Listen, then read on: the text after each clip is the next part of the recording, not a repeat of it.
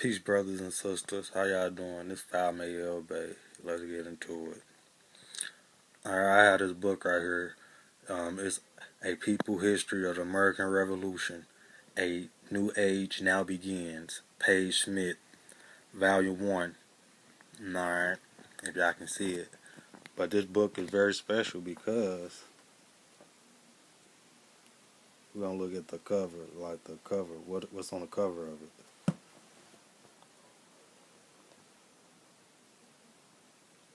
Alright, we see what's on the cover of it. So we going to get into it, man.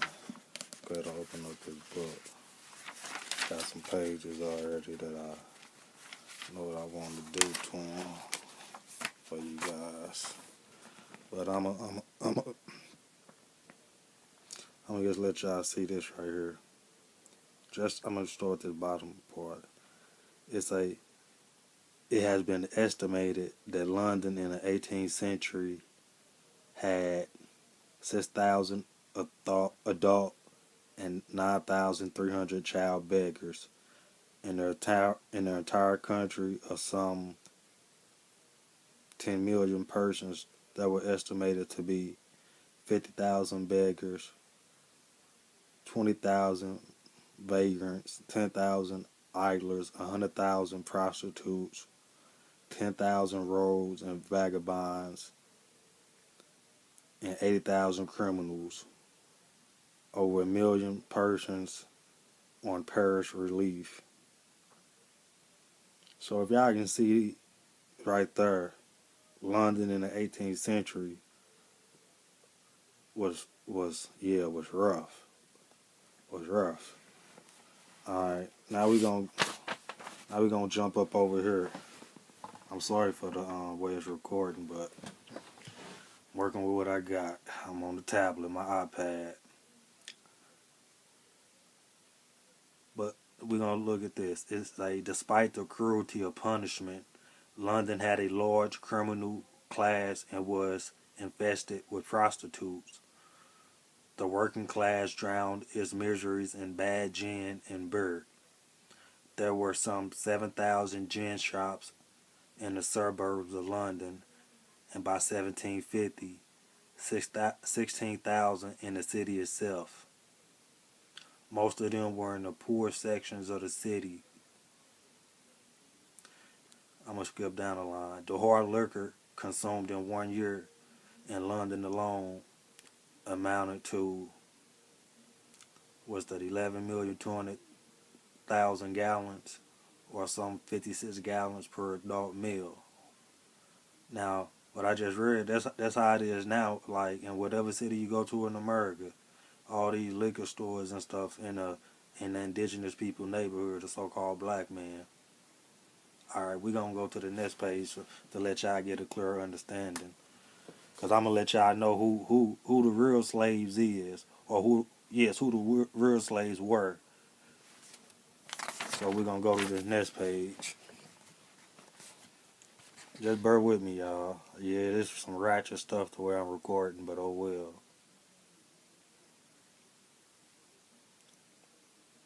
I'm gonna let y'all see that. I ain't gonna too much read that. That ain't really what I wanted to show you guys. Let y'all see this too. I ain't gonna read it for y'all. Y'all can read. That ain't what I really wanted to get into too, but it's highlighted, so I'm just showing it, just to show it to y'all. I'm gonna go down here now. Now this talking about the people who came to Ireland, America. When I say Ireland, I mean the indigenous people. If you ain't indigenous, this ain't your land. Aboriginal, this ain't your land. Indigenous, Aboriginal people, this who this for. But look, it say, instead, America has received, for the most part, the servants and inferior sort of people who have either been sent over to Virginia or have transported themselves thither, or have transported themselves. That's a tongue twister for me. Thither. Alright, have been in order the poorest, idlest, and the worst of mankind. The refuse of Great Britain and Ireland and the outcast of the people, it seemed ironic to Jones that the the violence of mankind must be utilized for the noblest and most useful undertaking. Read that again. It seemed ironic to Jones that the violence of mankind must be utilized for the noblest and most useful undertaking. Whoa. For a time, it proved easier to get women servants than men servants, or as they were called earlier before the word began to be associated with blacks and permanent servitude, slaves. So what they saying, it was easier to get female slaves than it was to get male slaves. Now when they talk about female and male slaves in this book right here, they talking about Europeans, like the pale races of Europe. Because it was more races of Europe, like Moors in Europe too. So when they talking about slaves, they talking about the pale races of Europe. All this. So America got the most filthiest, the most trifling people that Europe had to offer at the time. That's who they sent up over to our land. And why did they send them over to our land? To take it. That's what they was used for. To utilize. They utilized them for the noblest and most useful undertaking, to steal the land from the people. All right, now we're gonna go to this next page.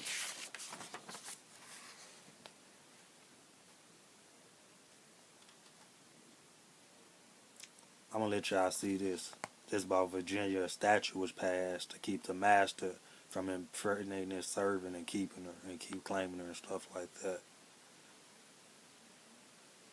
And this on this page 34 too, if y'all can see it up there in the corner.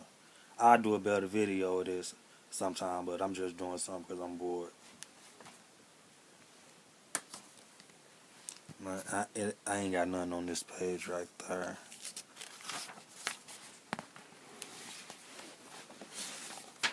I'm gonna jump right here. This page 36. Now this is a description. Just check this out. Look what dude got to say.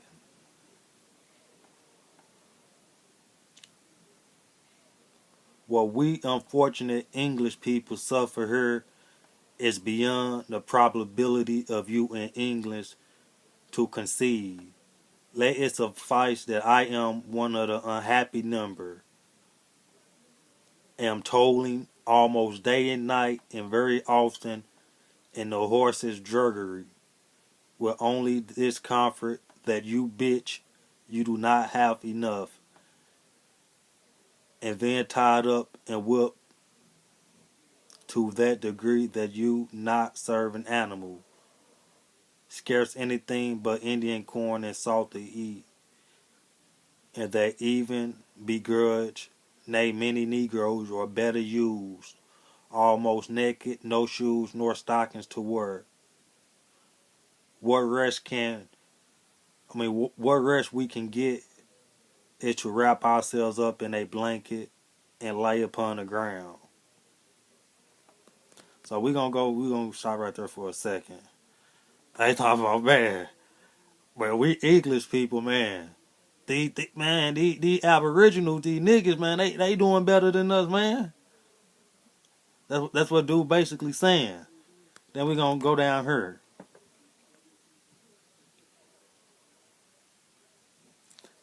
Indentured servants, slaves, the pale races of Europe slaves, made up more than half the immigrants to the middle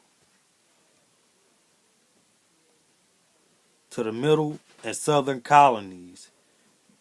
During the 25-year period between 1750 and 1775, some 25,000 slaves, we gonna say slaves, we ain't gonna say servants, slaves, and convicts entered Maryland, and a comparable number arrived in Virginia. Abbott Smith estimates that during the same period, at least twice as many servants and redemptioners entered Pennsylvania, of whom perhaps a third were German and the rest in large part Irish. They talking about the Irish, how they ain't like the Irish now. Then you go down here, say the redemptioners were carried to America by a ship captain with the understanding that after they reached the colonies, they would undertake to sell themselves to the highest bidder, and then pay the captain the cost of their passage. Do y'all see that? So we see who the slaves are, but they call them the redemptioners.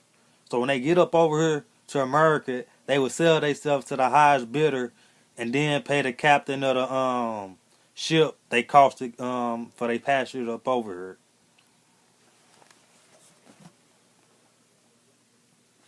Now let's go up here. While many of those who came under indenture were the scum and oh, look, I'll let y'all see that. While the many of those who came under indenture were the scum and offscourings of the earth, convicts, paupers, runaways, apprentices, prostitutes, and the like. Many particular among the non-English many particular among the non-English were respectable and decent people. So basically, that line just said the English people basically a POS. You know how my European friends like the POS. If y'all know what POS is, ask one of your European buddies. They'll tell you. So they saying the English some POSs. Look, in the 17th century and 18th century, England crime was at an epidemic.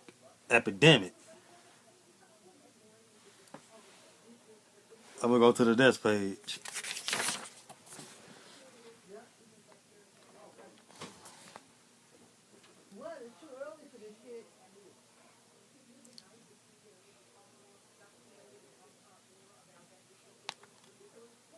Now look at the Ooh, almost yeah. I wanted to look at the fuckery. That's what it is, fuckery.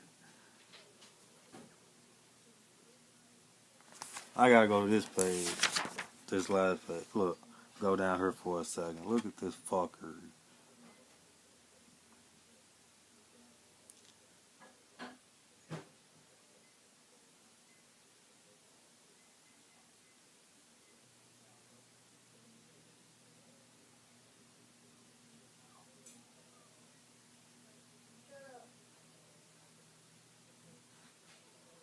Now look, it say for many years more than half of those sentenced to hang they were pardoned, and increasingly it came to be the practice to issue such pardons on a condition that the culprit agreed to leave the country. From the middle of the 17th century to the until early in the 18th century, thousands of convicts left England under this arrangement. Of these, a substantial majority found their way to the English colonies in the West Indies and in North America. So not only did they come to America, they went to the West Indies too. In 1717, Parliament passed a law permitting the transportation out of the realm of certain classes of offenders and clergy. From 1619 to 1640, all felony reprieved by royal pardon was transported to Virginia to help make up the toll of those settlers lost by disease. And between 1661 and 1700, more than 4,500 convicts were dispatched to the colonies. In the years from 1745 to 1775, 8,846 convicts, 9,033 servants, and 3,324 slaves landed at Annapolis, Maryland. All these the pale races of Europe too. So these we ain't talking about the Aboriginal man yet. And then we're gonna go down here and look at this.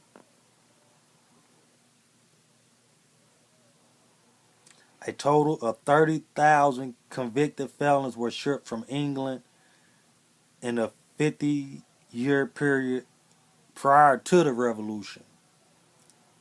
And we don't even want to talk about the numbers after the revolution. Because after the revolution, you thought they came in packs. They really came in packs after the revolution. Now we're going to go to the next page. Look at the fuckery. The more prosperous convicts could buy special privilege. Thus, in 1736, 4 felons rode to the point of embarkation in 2 hackney coaches in another. A gentleman of fortune and a barrister at law, convicted of stealing books from the Trinity College library, had a private coach carry him in style. These men paid their own passage and shared a private cabin. There was a lot of men like these that came up over here. Thomas Jefferson. You know what I'm saying? A lot of them. A lot of them came over like this. In a barrister at law. You know what I'm saying? Like they felons. But that's what people want to have represent them. Barristers at law. But let's go to the next page. Well, this ain't the next page, but this page 41. And I know it's gonna be comments talking about, man, this dude can't record. Shit, I'm using a tablet. Alright, now we're gonna go to this. Alright, before we go to that, like, for y'all that believe in that slave trade shit from Africa to America, read from Europe to America. It's just gonna open up your eyelids. Alright, look. The transatlantic voyage from England to America was a terrible ordeal for most of those who made the crossing. Indentured servants signed up by crimps and spirits embarked on small, poorly equipped, and often dirty sailing vessels that took from one to as much as 5 months, depending on the prevailing winds, to make the crossing. The Seaflower, with 106 passengers aboard, took 16 weeks. That's 4 months. The Seaflower, with 106 passengers aboard, took 16 weeks. 46 of her passengers died of starvation, and of these, 6 were eaten by the desperate survivors. So we gonna look at that. 106 passengers. Of the 106 passengers, 46 passengers died. So 106 minus 46, that's 60 people left. You feel me? That's 60 people left. Damn near a little bit over half.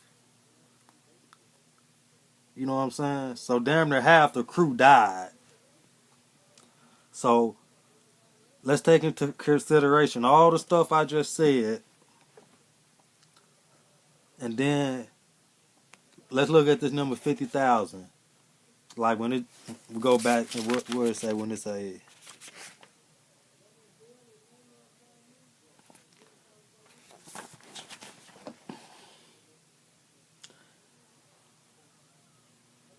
It's a between 1750 and 1775, some 25,000 servants and convicts entered Maryland.